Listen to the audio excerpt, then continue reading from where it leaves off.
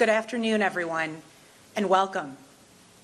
It is a pleasure to be here with you all to commemorate the completion of Monarch Hall, U.S. Customs and Border Protection's newest Advanced Training Center facility.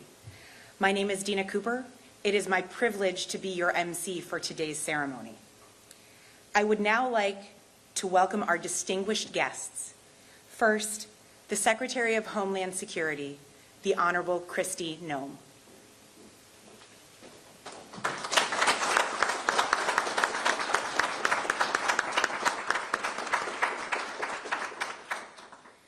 Commissioner, U.S. Customs and Border Protection, Rodney Scott.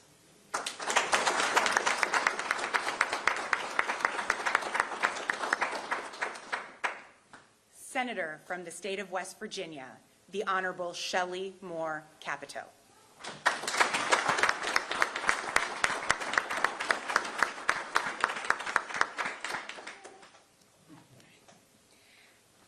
U.S. Representative of West Virginia's 2nd Congressional District, the Honorable Riley Moore.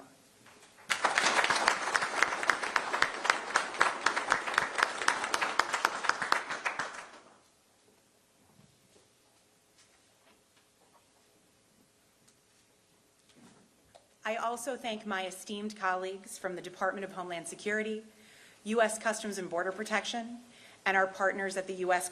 Army Corps of Engineers for being here today.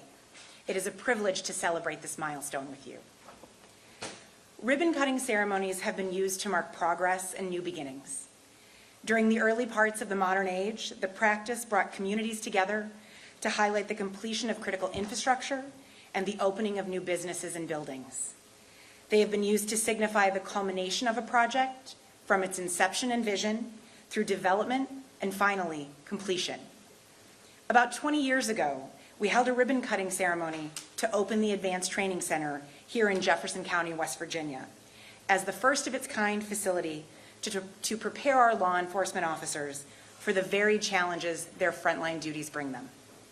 It was a vision that came to fruition through close collaboration with our partners in Congress, with multidisciplinary teams to design and construct the campus facilities, and our local community here in Harpers Ferry, who helped us to ensure this center would be a beneficial addition to the beautiful and historic area. We are very grateful to have the continued support of Congress, especially that of Senator Capito and Representative Moore, and the surrounding community throughout the years. The Advanced Training Center has truly found a home in Jefferson County.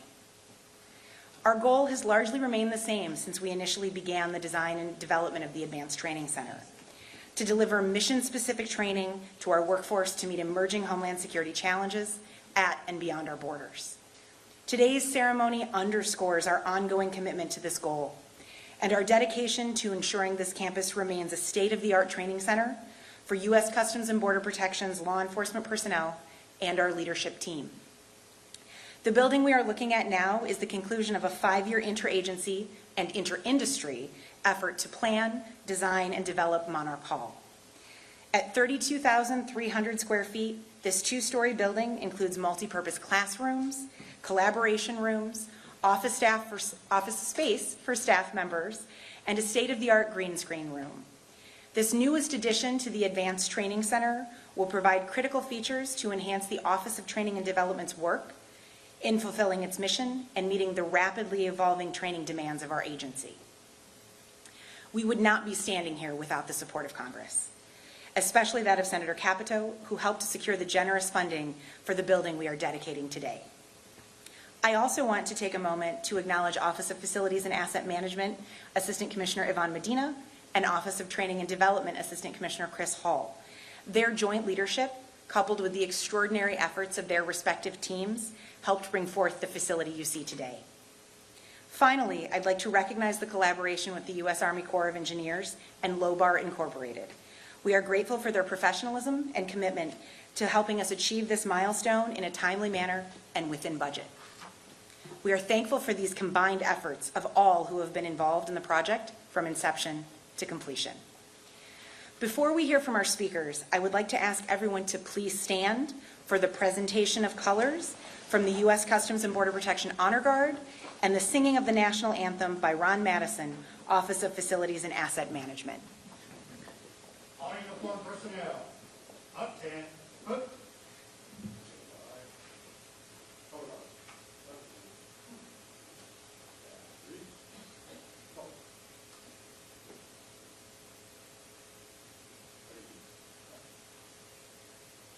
Uniformed personnel. Present. Ready.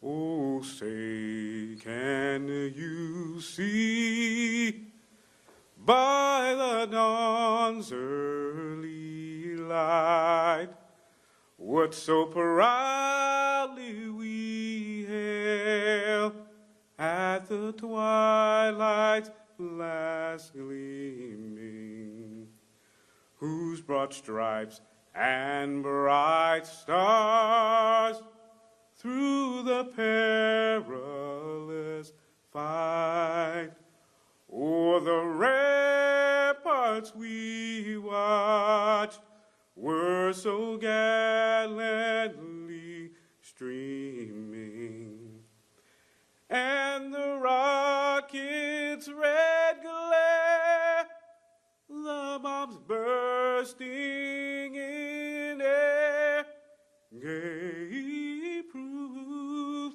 through the night that our flag was still there. Oh, say does that star-spangled banner yet wave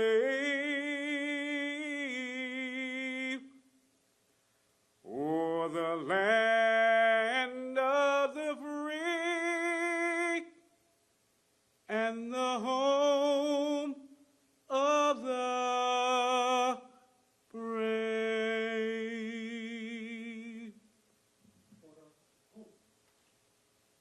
Uniformed personnel. Order.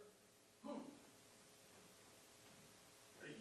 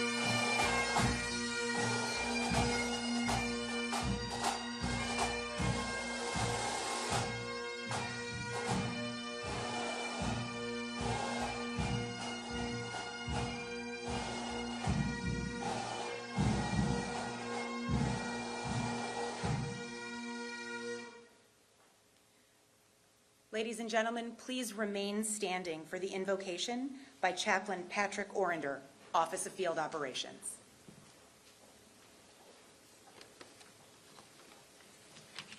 Heavenly Father, source of wisdom, strength, we gather here with this grateful heart to dedicate Monarch Hall.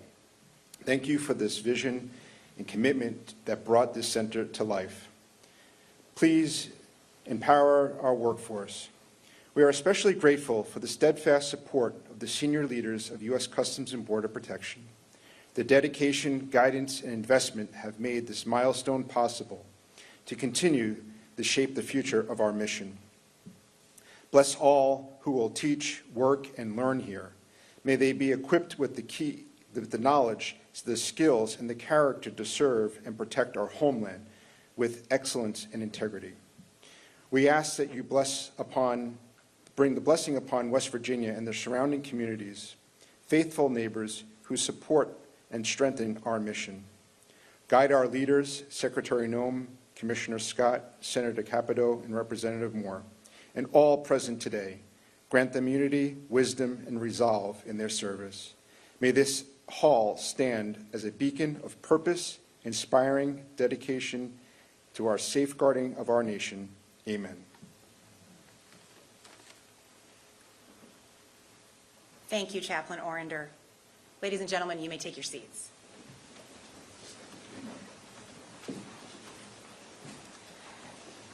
Since becoming the 8th Secretary of the Department of Homeland Security, our first speaker, the Honorable Kristi Noem, has been an unwavering champion of our agency's important border security mission and of our dedicated workforce who serve and protect the American people. We are very grateful to have Secretary Noem's leadership in all we do at U.S. Customs and Border Protection.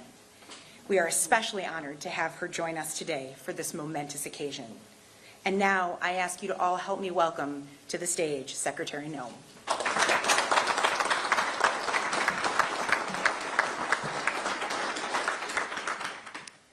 Well, thank you. Good afternoon. I believe it's afternoon now, but it's so wonderful to see all of you and to be here for such a celebration as this. This is really a monumental event, and not just for CBP, but also for Harper's Ferry, but also for our country. And so I want to thank you for taking the time to be here for this ribbon cutting and to recognize all that it took to get to this point. I do want to give a special thank you out to our Assistant Commissioner Cooper for having me here, for the invitation, and for the hospitality as well. This is going to be my first opportunity to take a tour of Monarch Hall, and I'm looking forward to seeing what the center can bring in advanced training and technologies to each and every single one of the people that joined to serve the public and the people of the United States. I also want to thank Senator Moore Capito. I call her Shelley, because she's been a friend of mine for many years. And I want you all to know that I believe she's going to go down in history as one of the most effective senators that this country has ever seen. She has been so incredibly powerful in her advocacy for things that truly do matter. Would you please give her a round of applause?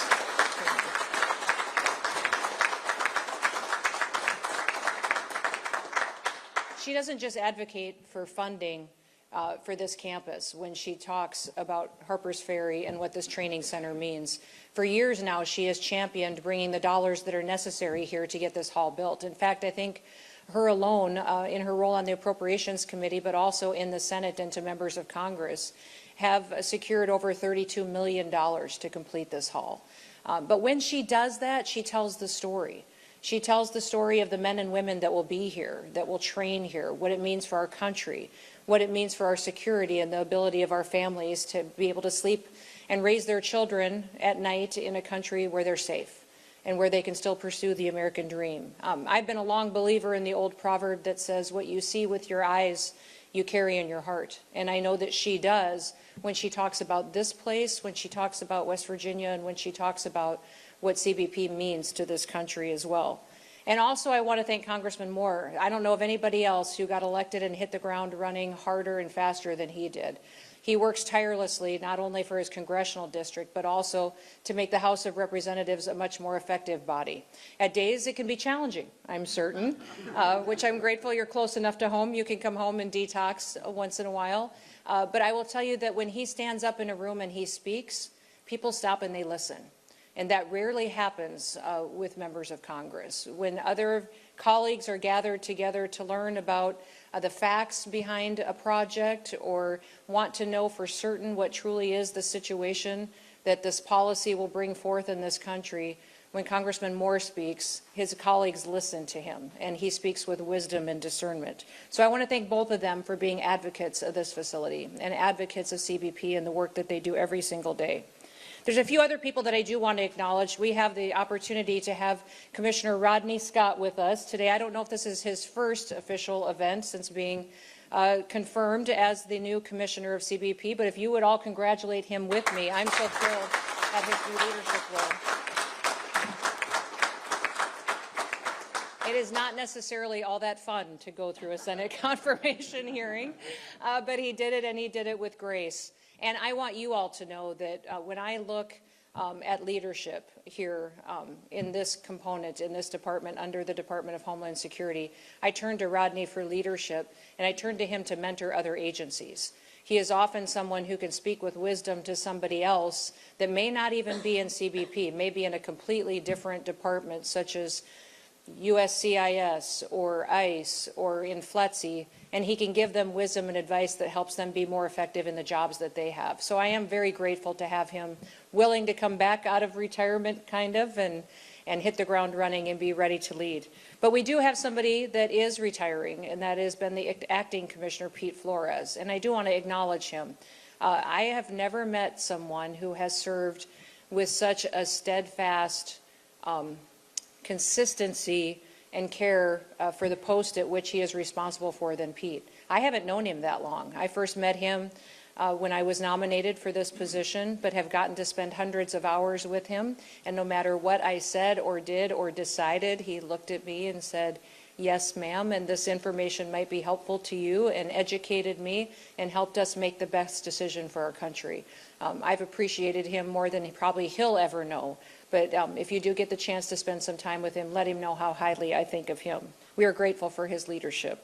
Also, thank you to Acting Deputy Executive Assistant Commissioner Cheryl Davies and Assistant Commissioner for Training and Development, Christopher Hall, and they have been absolutely fantastic for what they have done to lead our team and to commit to overtime. We all know that the last several years have been challenging, and with a change in administration comes many changes, but with those changes also comes a lot more work and a lot more time and dedication to get people back to securing the border to what President Trump has promised the American people, and back to doing the jobs that they needed to do in order to ensure we did that very quickly. They have put in overtime, and that has been absolutely fantastic to see their commitment.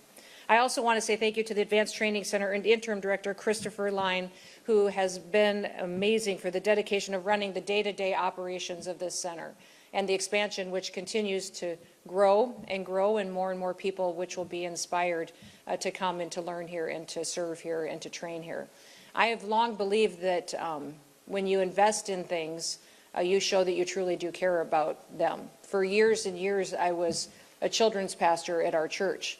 And when I first became our children's pastor, I also was farming and ranching and doing other businesses. But I remember having a conversation with our pastor one day saying it's really hard for me to hear people say that children are a priority when we don't put any dollars into the program. Where you invest your dollars is truly where your future is. And I believe that with this investment, now our church did, and he did, and it was fantastic. But what I would say is that when you see people invest and build, they're saying that they're investing in the people that will train here. And we face new challenges every single day in this country, new challenges that our agents and our individuals will have to be prepared for. And I believe that they will be prepared for them because of what we're doing here to make sure that we're resourcing and equipping them the way that we should. We have a critical mission, and I'm committed to making sure that we fulfill that mission and that we do it to the best of our abilities. Facilities like this provide the training that are necessary. I was raised by a dad that said consistently to me, "Kristi, we don't complain about things, we fix them." And that is what we are doing today. We see challenges ahead in this country, new threats emerging everywhere, but we don't complain about them. We fix them, and how do we fix them? We fix them with men and women who love the United States of America, and we have trained and resourced and equipped them to meet those challenges head on. Now, we do have a bill that's coming before Congress I hope everybody will support that will be a necessary resource for CBP. That bill doesn't just have dollars in it to build a wall, which it will. It'll have over $46 billion in it, not just to continue building infrastructure wall, but to give us the surveillance and technology that we need to truly secure the border and every border, not just our southern, but our northern, our maritime borders as well. It also will provide $4.1 billion so that we can hire 5,000 new CBP officers as well as 3,000 new CBP border agents.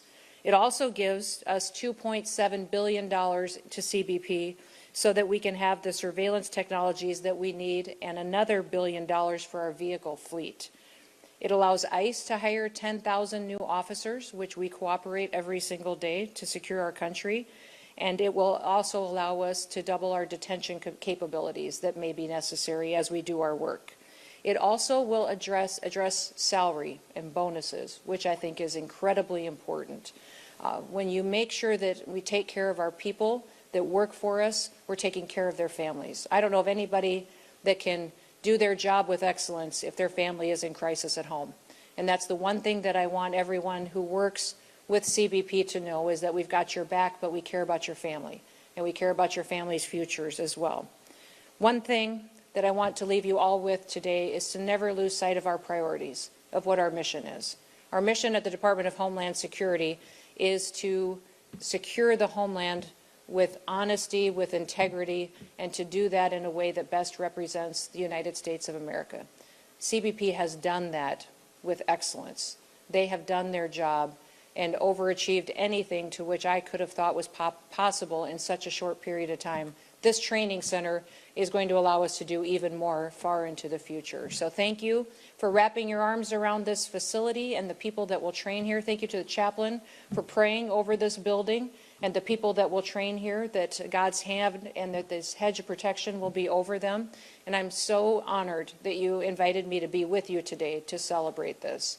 This is a special day, and it's a special day not just for CBP, but for our country. May God continue to bless you, and may God continue to bless this great country, the United States of America.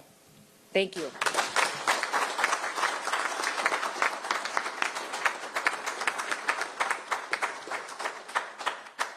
Thank you, Secretary Noem. It is truly a privilege to have you with us today. As our agency's senior career official who supervises our daily operations, Commissioner Rodney Scott guides the everyday work we do to defend our nation, including oversight of capital projects like Monarch Hall. At this time, I invite Commissioner Scott to the stage. Sir, the floor is yours.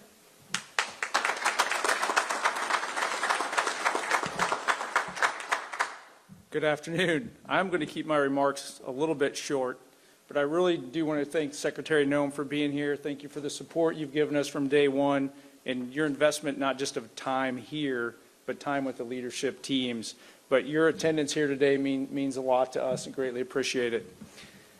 Senator, I can't thank you enough. Congressman, I can't thank you enough for the support that you've given beyond this facility. But specifically today, I do want to focus on Monarch Hall and Advanced Training Center. But I think it's important to understand that we would not exist without Senator Capito's support, not just financially through appropriations, but the conversations behind the scenes, learning about our organization. I'm in a unique position. This is my first event, by the way. I'm in a unique position coming up through the organization where I got to see the senator come out in the field when I was a sector chief, and she just wanted to learn. I want to thank you for that, because that is really getting to know what's behind the curtain is the important part. There was prepared remarks for me up here, and I'm probably going to blow them off. That's kind of the way I usually do things. Because as I was listening and I was walking around, even talking to some people coming in here, I want you to know how important this facility is. Not just Monarch Hall. We're here to do a ribbon cutting on Monarch Hall, but can't even say it. Monarch Hall is just one more spoke in this wheel that CBP has of investing in its people, investing in its culture, so that we can provide America the best border security we possibly can, effectiveness and efficiency-wise. And I'm a product of ATC. So I kind of want to focus on that, I think, today a little bit. And I'm going to apologize for all the people that wrote my notes. I'm going to blow them off. But I want you to know that all the success in me becoming commissioner really does come back to this. But it's not, when you say ATC or Monarch Hall, it seems so singular. And I think we forget, because I had a list of people I'm supposed to thank here, and I'm going to highlight a couple of them. But for every name on this piece of paper in front of me, I've learned from being in this organization for years, there's countless people behind that individual that did the real work. As the commissioner, I'm going to get a lot of credit and a lot of criticism for a lot of things that other people do. But I'm proud to do that because I love this organization. I actually was willing to come back because a lot of what happened here at ATC. So let me give you a little behind the curtain. So for those of you that forgot, U.S. Customs and Border Protection was born out of the ashes of 9/11, and some agencies were shoved together that didn't necessarily want to be together at that point in time. Advanced training, not the academy, is what fixed that and made CBP an actual culture, a family, and an organization. And it was intentional decisions by leadership that came before me that said, hey, to be what America wants us to be, what America needs us to be, we need to be one. So basically, ATC was the place where CBP, World Legacy, Border Patrol, Immigration, Customs, Ag, kind of got pushed together, and it was a safe space to have some tough conversations, some fireside chats with some leadership that was outside of your chain of command and couldn't necessarily discipline you immediately. Freed up some opportunities. But I want to thank the leaders that came before us, and I really want to thank the leaders that are sitting here in front of you. I want to thank Chris. I want to thank facilities. I want to thank Army Corps of Engineers for the tactical piece of it. Council. I don't think there's anybody in CBP that hasn't benefited from and or invested in ATC. But it's not just about, giving our current leadership, a weekend away to like brainstorm. It literally has a direct impact on operations. So I'm going to highlight that for just a minute, and then I'll probably shut up. If you look at what this organization has done, and I don't mean to get political here, I just want you to think about this realistically. If you look at what this organization has done to secure the border since January 20th in a record amount of time, that had a lot to do with presidential policy and knowing you had top cover. But what it really had to do, like I talked about that cascading effect, right, was an organization that had literally been taught to not accept failure. And that's really what happened here at ATC. Different parts of the organization came together, but the culture in CBP, because of the investments we've made here, because of the investments you guys have made, because of your leadership, is an organization that while I was a policy advisor, while I was the chief of the Border Patrol, or now as commissioner, brings me a little synopsis of a problem that they discovered and the solution. And it's already moving forward. If I want to change it, I can, but it doesn't wait for other people to tell them what to do. Everybody in this organization has foundational principles of vigilance, service to their country, and integrity that we beat into them from day one. We beat into them here at ATC. And I think that just creates a culture that every American will be proud of. I'm very proud of what you guys do here. I just want to say thank you, and I'll close with that. Appreciate it.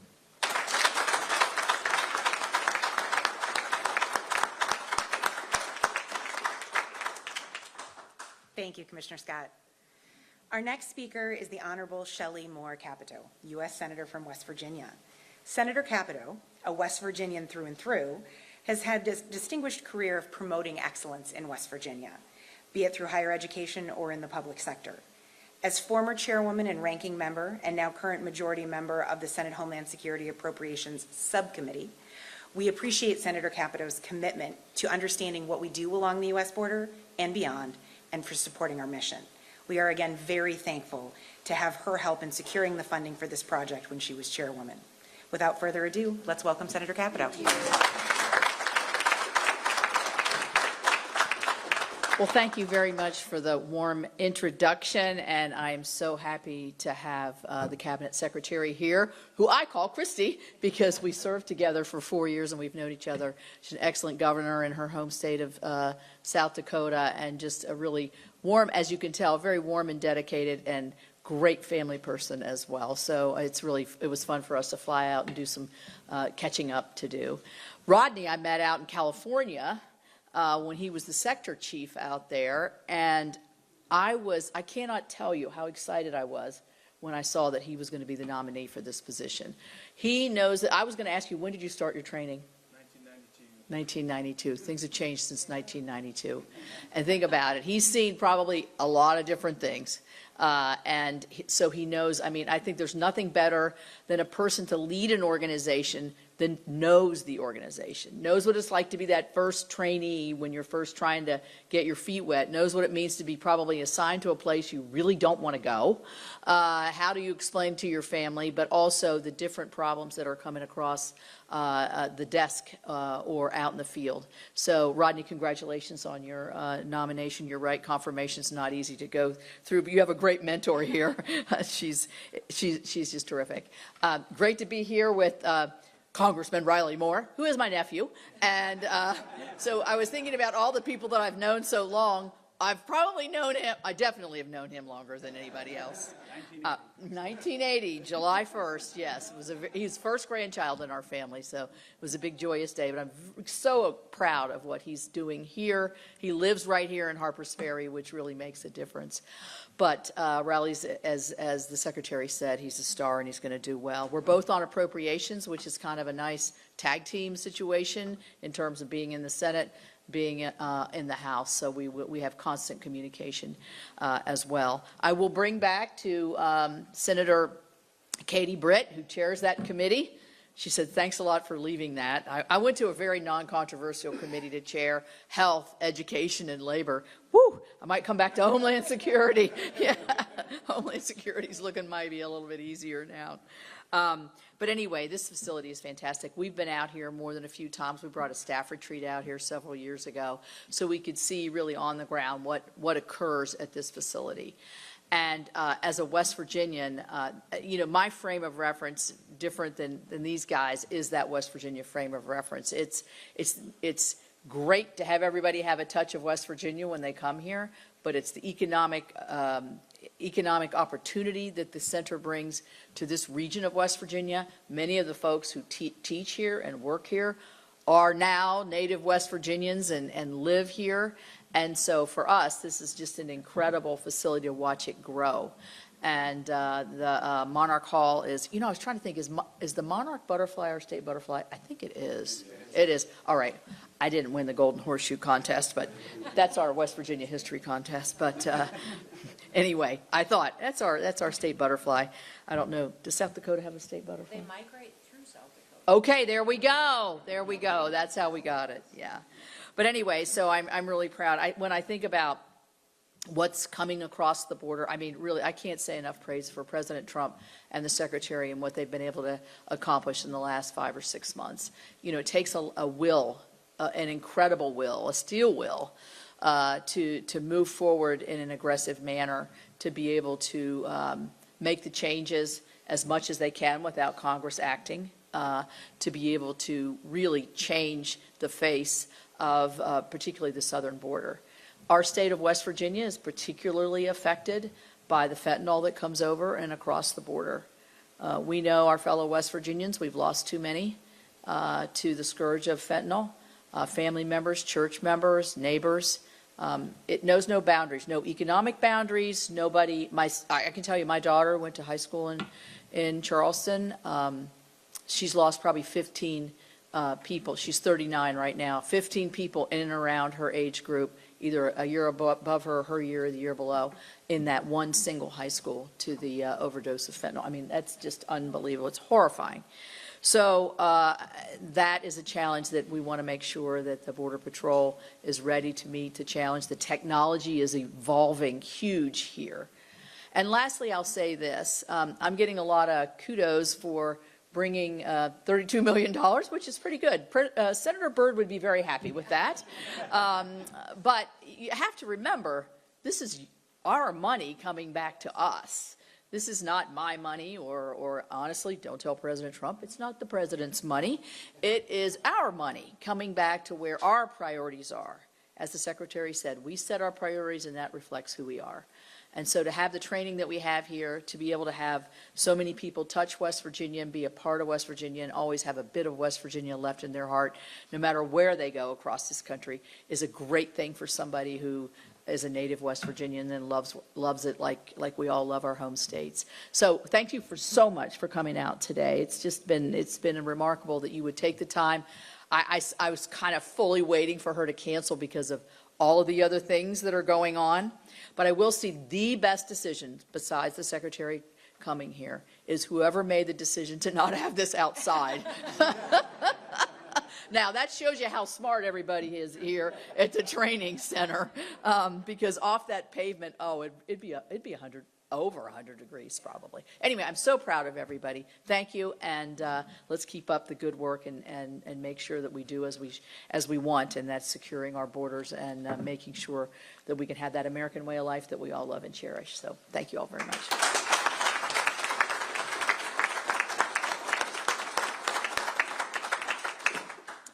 Thank you, Senator Capito. Our next guest is one of the newest members of Congress who represents West Virginia's 2nd Congressional District, the Honorable Riley Moore.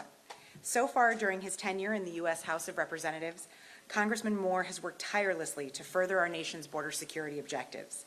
We appreciate his ongoing collaboration to keep America safe and his commitment to the President's objectives of keeping our borders secure and strong. We look forward to growing in our partnership with you, especially as the representative of this congressional district. Thank you for joining us today. And now, please help me welcome Congressman Riley Moore. Thank you very much. Feels like I was just here because I just was. I got to put on glasses. My aunt makes fun of me because I'm getting old. I got to wear glasses now. It's the way of the world. But no, it's great to be here. And Senator Capito was just touching on the effects of the border in West Virginia before I get into my prepared remarks. This is just last May, 2 miles from here, an illegal immigrant killed somebody in our community and burned her body. Just 2 miles from right here in West Virginia. It's really hard to believe, so it feels like every state is a border state, to be honest with you, with the effects that it's having on everybody. But on that somber note, I do want to say it's a pleasure to be back here at the CBP Advanced Training Center, to be part of Monarch Hall. That is kind of a tongue twister. Monarch Hall ribbon cutting. This new facility is crucial to expanding the good work of the CBP that's been ongoing here in West Virginia. I'd like to also start by thanking the hardworking men and women of Customs and Border Protection who work with little recognition sometimes.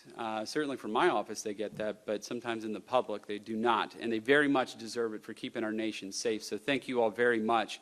I also want to extend my gratitude to Senator Capito, Aunt Shelley, who has used her position on the Appropriations Committee to secure this funding for this great facility that we have here. And I'm so proud to be the only freshman member of the House Appropriations Committee.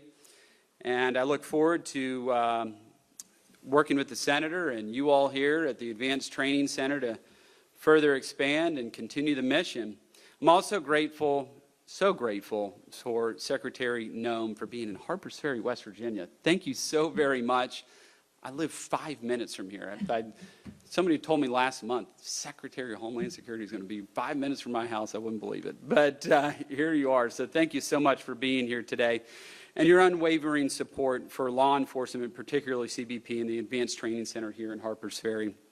The previous administration, though, certainly had no hesitation leaving the border wide open for the last 4 years and throwing our brave CBP officers and agents under the bus. Simply put, they just didn't let them do their jobs. And this has had grave consequences. Over those prior 4 years, millions of illegal immigrants poured across our border. This includes tens of thousands of special interest aliens who we know pose a national security threat to our country, including known terrorists that the previous administration gave free rein to cross the border and to disappear into the interior of this country. Last year, the FBI arrested several of these individuals for plotting a terrorist attack. How many are still out there planning those right now, particularly given the recent events in Iran? Well, thank God that we have Secretary Kristi Noem here taking care of these things and keeping us all safe, so thank you for that. But, you know, it turns out that we didn't need legislation to fix any of this. We just needed a new president. That's all we needed to be able to fix this, and a new administration to come in, and a president who would let you folks do what you do best, protect our border and keep Americans safe. As a result, the number of border crossings has cratered to historic lows. It's hard to believe there's hardly anybody trying to cross right now, with just 8,400 encounters in the month of April compared to 129,000 last year in the month of April. It's just astounding. Just 2 weeks ago, I visited this facility, as I mentioned at the outset, with several of my House colleagues. We did bring some other House members out here.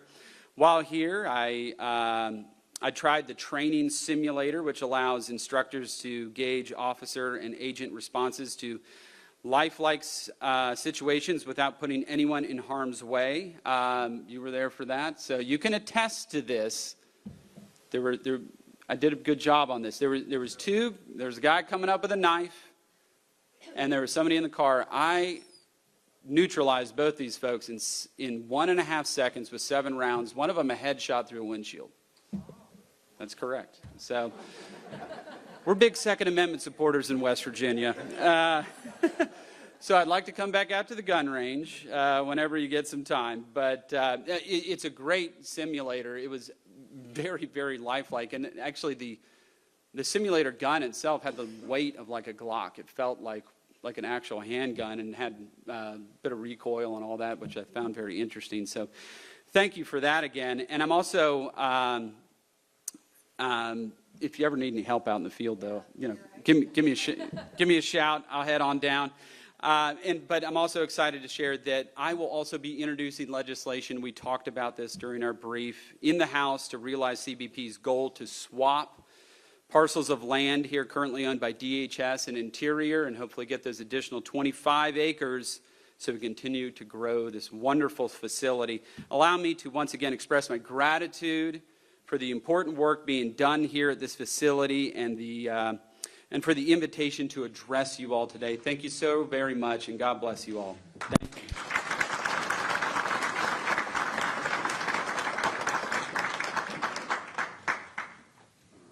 Thank you, Congressman Moore. And thank you to all of our distinguished guests for being with us today. I now ask Assistant Commissioner Yvonne Medina to come forward and present the ceremonial key to Assistant Commissioner Chris Hall.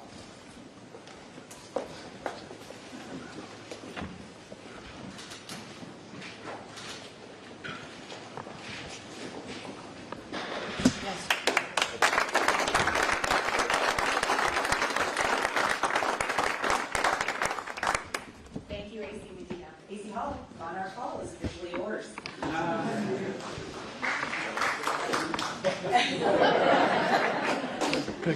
At this time, I ask the representatives from the press